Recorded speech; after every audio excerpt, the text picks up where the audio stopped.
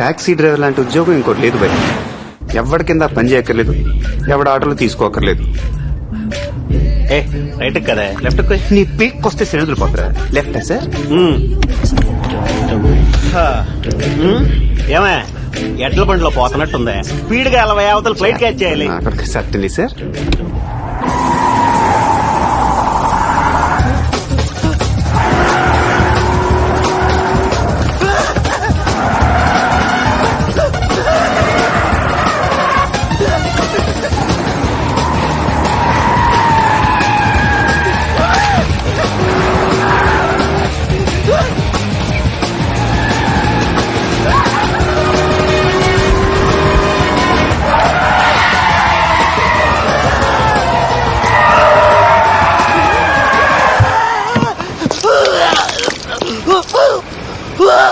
ఇంకో రౌండ్ తిప్పండి.